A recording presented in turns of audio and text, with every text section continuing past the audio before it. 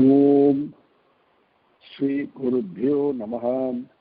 हरिः ओम। सुमुखश्च एकदन्तश्च कपिलो गजकर्णकः लम्बोदरश्च विकटो विघ्नराजो विनायकः धूमकेतुर्गणाध्यक्षः फालचन्द्रो गजाननः वक्रतुण्डः कूर्पकर्णो हेरम्बः स्कन्धपूर्वजः शुक्लाम्बरधरं विष्णुं शशिवर्णं चतुर्भुजं प्रसन्नवदनं ध्यायेत् सर्वविघ्नोपशान्तये यस्य वरदवक्त्राभ्याः पारिषद्याः परस्सतं विघ्नं विघ्नन्ति सततं विश्वक्सेनं तमाश्रये। गुरुर्ब्रह्मा गुरुर्विष्णुः गुरुर्देवो महेश्वरः गुरुसाक्षात् परं ब्रह्म तस्मै श्रीगुरवे नमः। सच्चिदानन्दरूपाय कृष्णाय अक्लिष्टकारिणे नमो वेदान्तवेद्याय गुरवे बुद्धिसाक्षिणे कृष्णद्वैपायनं व्यासं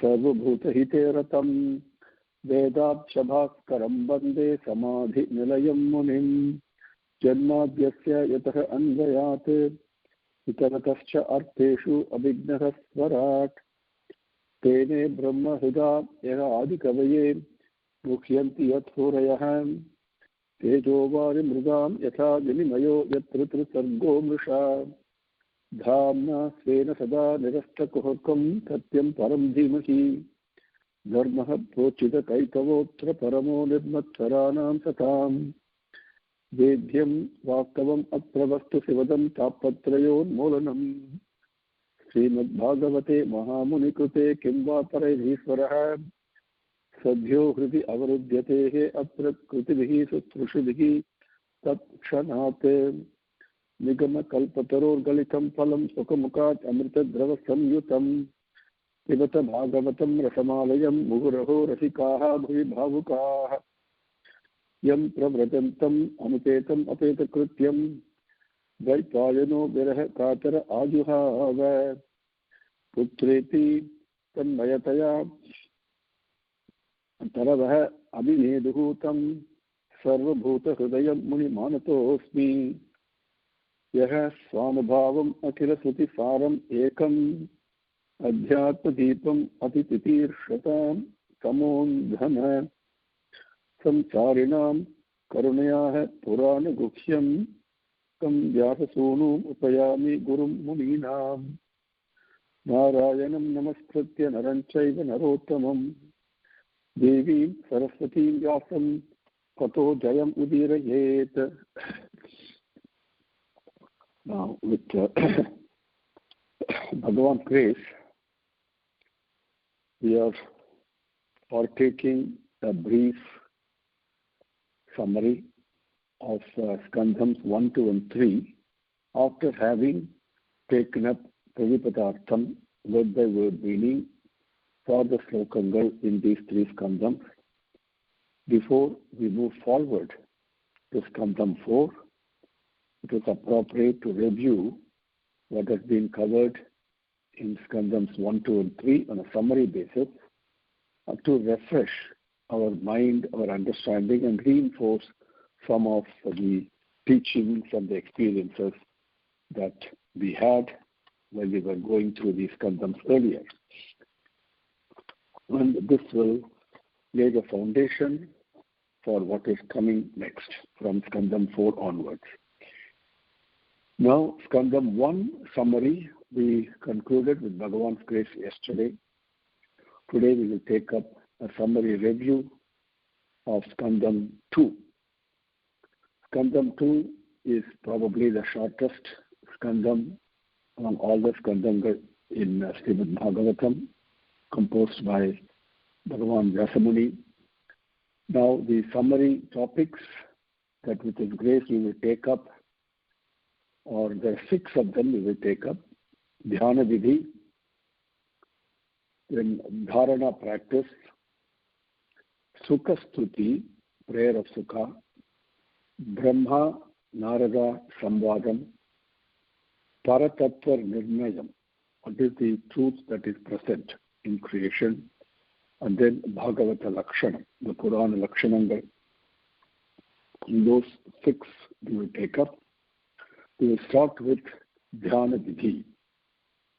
Dhyana Vidhi is covered very beautifully and very concisely in a very simple, most powerful and lucid manner by the very first teaching of Sukamuni, when Parikshit prayed to him and asked him the question, Swami, what should a person who is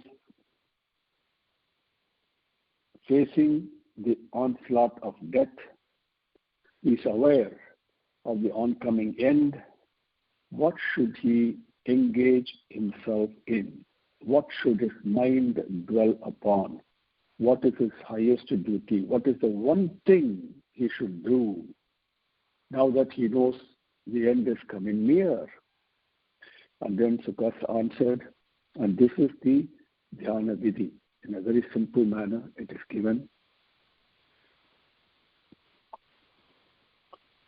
Suka said, King, withdraw your mind from worldly thoughts and fix it on Hari, the Lord who charms all hearts.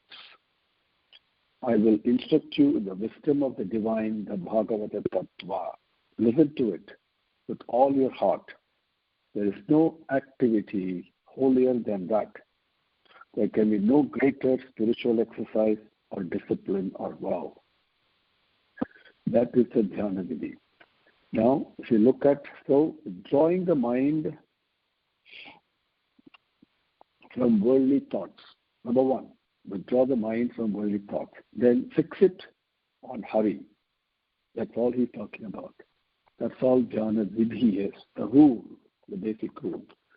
Now, if you look at Slokangal, Skandam 2, Adhyayam 1, 17, 18 and 19, we will take up the slokam. 17, first I will read the slokam and then give you the meaning, the overall meaning in English, and then we will move on. 17 says that the most sacred and Parama Pavitram, that Omkara Jabam, the Sabdham, the Pranava Mantram, and it has got 3 matras. Okay, the matra is a measure of an aksharam. Okay, so this has got 3 matras, 3 that we got to say Om according to that. And you should never forget it, and you have to focus your mind on that. That is number 17. Abhyaset manasa siddham trivruddha brahmaksharam param manaha yet chet jitasvasaha. Jitasvasaha means to do pranayamam. Okay, after controlling pranayamam, after excelling in that, jitasvasaha brahma bijam avismaranya. So completely thinking and reflecting, mind focused only on that. That is number 17. Then once we do that, number 18, taking into the vivekam, the buddhi, as the charioteer holding the reins of the horses. The horses are the senses, and the reins are the mind. So the buddhi controls the mind, which in turn controls the senses, which withdraws from the sense attraction to the sense object. And this is something that has to be practiced internally.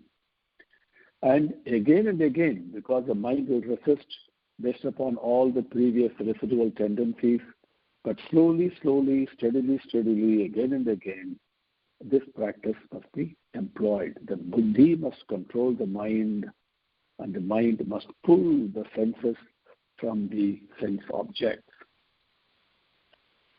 So number 18. Viyachede vishayebhyokshan manasa buddhi saratihi. Manaha karma virakshiptam subhartha dharayet dhiya with the buddhi. That is why Gayatri Mantra is very important to strengthen the buddhi. Number 19. Then doing this, focusing on Omkaram, the swasangal, the breathing in, breathing out, they automatically fall in control, very soft and gentle, right? And the mind is controlling the senses. The senses, even though they may touch, they may see and cognize a sense object, they're not attached to it. They are matras. They don't stay on the sense object for a long time to get attached to it. The mind has controlled them because the buddhi operates the mind. Buddhi is more powerful than the mind. And again, because the mind wants to resist and escape and go away, very difficult to control, but with practice, slowly, steadily, repeatedly, again and again, this must be practiced. Number 19. Then the most favorite form of Bhagavan in your mind. Focused completely on that particular rupam you must concentrate on. And each part, the full as well as the part. And at this point, should not think of anything else. The mind, the chittam, the thought process should not be on anything outside at all. Only on the Bhagavan's rupam, your favorite form that you have in mind, the full form and the parts of that form. Okay? And when you do that, when the mind becomes completely blissful, okay, and completely controlled and merges and dissolves in that bliss, that state is the Paramapadam, the lotus feet of Bhagavan. That is number 19. Tatreka vayavam dhyayet avyuchinnena chetasa mano nirvishayam yuntva tataha kinchana na smaret padam tat paramam vishnor mano yatra prasidati. So, Dhyana Vidhi. Now, we go to read from the Bhagavata Vahini that describes in a very beautiful way what do you focus on. Do you focus internally? What form of Bhagavan? You can do it both Sthula Rupam as well as Sukshma Rupam. Sthula Rupam is the Virata Purusha. Sukshma Rupam is within you. You can, whatever form that you have of Bhagavan that you can picture. Now let me read that. And that is 2:27 to 33. Okay. Now, Sukha, Parikshit keeps asking the question. And Sukha Muni talked about creation, the whole creation, the Prakriti, the Virata Rupam, the Prapanjam, whatever we call it.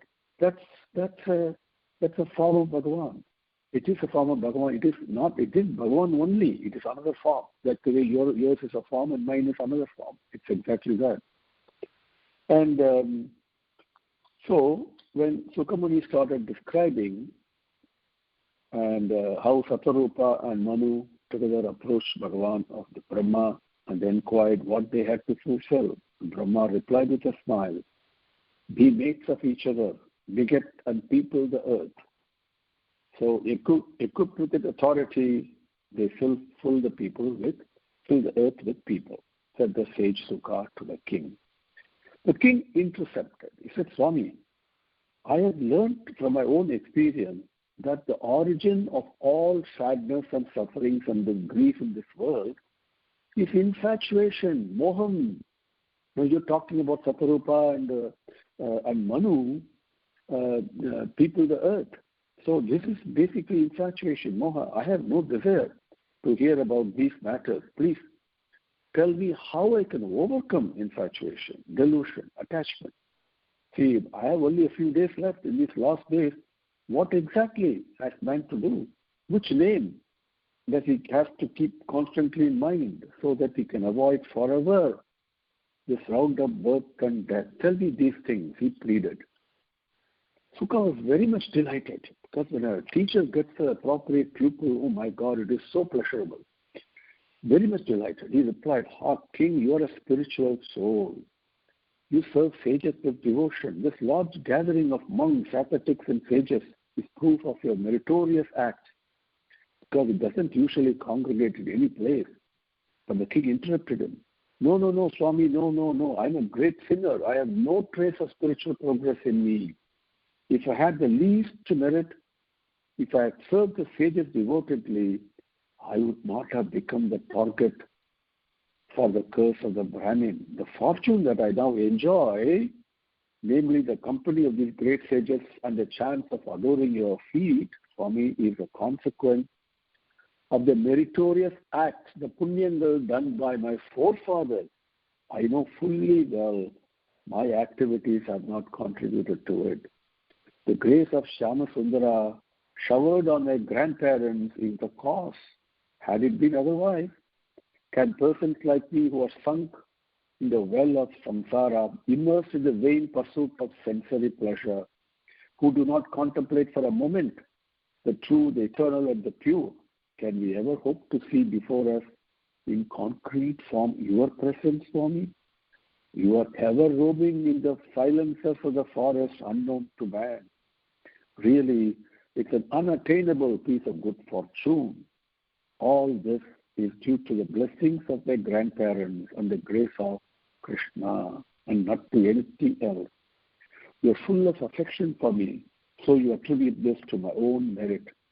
I am only too aware of my feelings. Please, Swami, continue to shower on me the same affection and help me decide what has to be given up by a person whose death is imminent, what has to be adopted by him and practiced by him.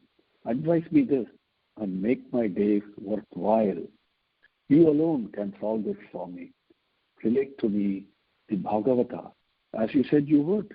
You told me that it is the basis for progress and for liberation. It will destroy sins. It will result in prosperity. Let me immerse myself in the sacred nectar of the name of Krishna and refresh myself. Sukha smiled. He said, yes, the Bhagavata is as worthy of reverence as the Vedas, as worthy of study and observance. At the end of the Dwapara Yuga, on the Gandhamadana mountain, in the hermitage of my father Vyasa, I had listened to that sacred text. I will repeat the same to you. Listen. At this the king inquired, with his palms held together in prayer, "Oh, incomparable sage, I've heard that you are an ascetic deep in detachment from the very moment of birth, even without the traditional ceremonial rites which purify and clarify the intellect like Jatakarma, Namakarna, and Upanayana. You had won the fullest awareness of reality. And hence, I heard you were moving about in the consciousness of the truth, away from men in the forest. So I'm surprised that your heart was drawn towards this text, which you say is saturated with devotion. What caused you an interest in this path? Please, I pray to you, describe to me the circumstance."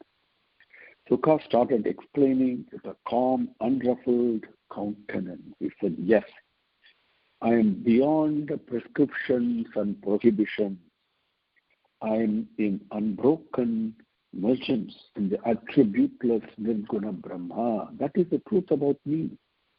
Nevertheless, I must tell you that there is an inexpressible sweetness in God that attracts you and captivates you by his sportive activities and attributes.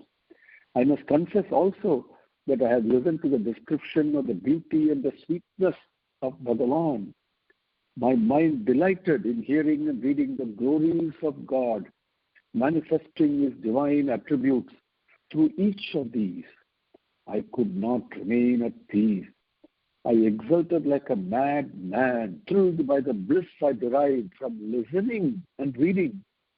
His sweet pranks and sports intoxicated me with infinite joy. This day I came here because I became aware but a chance has arisen to relate them to a group of eager listeners, persons who in all respects deserve to hear them and understand their significance. Therefore, I will relate that sacred Bhagavata to you and through you to all the people gathered here. You have the avidity and the attainment necessary to listen to it. You have resolved to achieve the highest goal of man. Now, he says,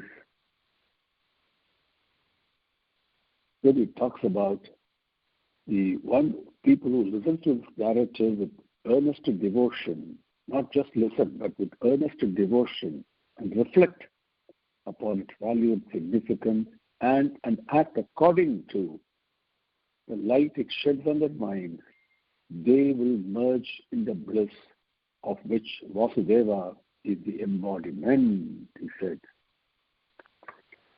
Then he continued. He said, King, do not lose yourself in anxiety that time is short. Not much time is needed to win the grace of God. The rays of grace from the embodiment of compassion can fall on you as quick as a wink of an eye. I will enable you to listen during the 7 days to the stories of many who experienced spiritual bliss, how Vasudeva blessed them with spiritual progress, how persons crossed the ocean of birth and death through the hearing of such stories and the singing of the glory of Bhagavan. We will not waste a single moment. You are conscious that you have only 7 more days of life. Therefore, give up all sense of mine and thine of the body in which you live and the home in which the body lives. Be aware only of the story of Madhava, the Lord of the universe. Drink the nectarine narratives of the incarnations of the Lord. It is quite a common occurrence that stories are told and heard by gatherings of thousands. But jnana can be achieved only by placing complete faith in what is heard. That faith must result in a cleansed mind, a pure heart. Then he describes the qualifications of the people who can narrate his stories. It's beautiful. He talks about qualification of students. He talks about. He says, in your case, talking about students, your heart is immersed in the uninterrupted flood of love that Shyamasundara is. Then he continued and he says, O King, this occasion, this text, and this listener are all quite appropriate and excellent, is what Sukha said. How fortunate you are. And he placed his hand on the head of the king in benediction. He caressed the thick curls of his hair, but the king pleaded most humbly, Swami, you know too well, I have very little time before me. Therefore, give me the highest guidance, and I will get myself established in it all these 7 days. Give me the holy formula so that I can repeat it in the short time I have and keep it fresh in memory and save myself. The sage laughed. He said, those who are intent in sensory pleasures spend their days in worry, in anxiety, in pain, grief, and tears throughout a long period of life. They breed like birds and beasts. They eat good food and cast it away as urine and feces. This is the purposeless life that most people lead. Can you call this process of living? Enormous number of living beings exist on the earth. Living is not enough. No. It has no value by itself, for itself. It is the motives, the feelings, the thoughts, the attitudes that prompt the day-to-day life that matters. If a person has divine qualities manifesting themselves as thoughts, feelings, etc., then he is alive. Instead, if a person defiles the holy encasement of his body by utilizing it for unholy purposes that cater to momentary happiness, thereby ignoring the all-knowing, all-powerful providence, it is to be condemned as a calculated denial of one's humanity. Take the case of a person who has fixed his mind on the lotus feet of Hari. It does not matter if he's short-lived. During that short period, he can make his life fruitful and auspicious. O king, to remove your doubt, I will tell you the beautiful story of a Raja Rishi. Listen. Then he said, in the Solar dynasty, where Rama was born later, he said there was a king, an upright character, very heroic, very strong, courageous, prolific in charity, Katvanga by name.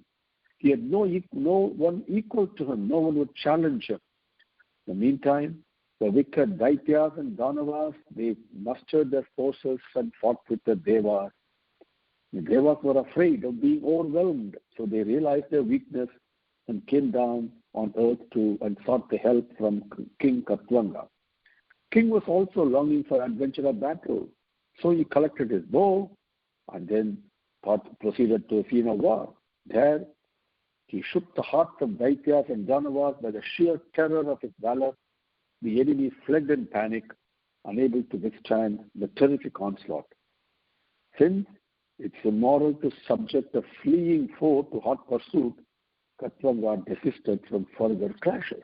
Now the Devas were very happy that they could achieve victory through the timely help of Katvanga. They praised his might and his sense of righteousness. They said, O king, there is no one who can compare with you. In contemporary history, you granted us triumph in this deadly struggle against the forces of evil. We desire that you should accept from us in return any help that you need that we can render. The king told them, O God, yajnas and yagas are performed by men to please you, isn't it? This battle in which I had the privilege to participate is therefore a yajna.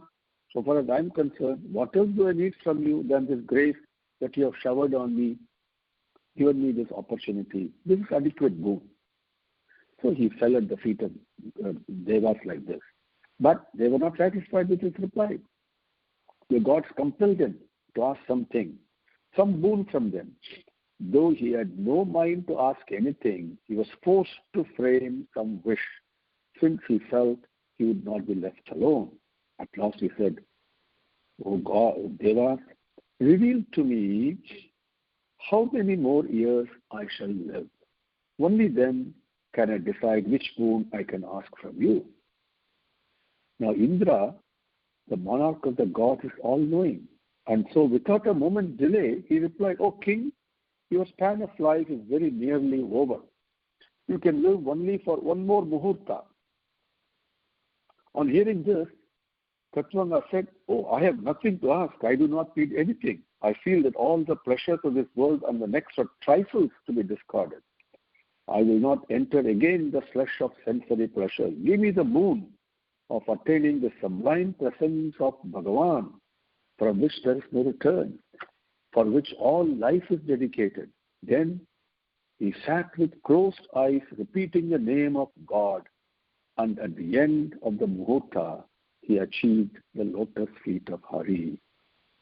Note, king, how in a few moments he cast off from the mind all attachments to objective pleasure.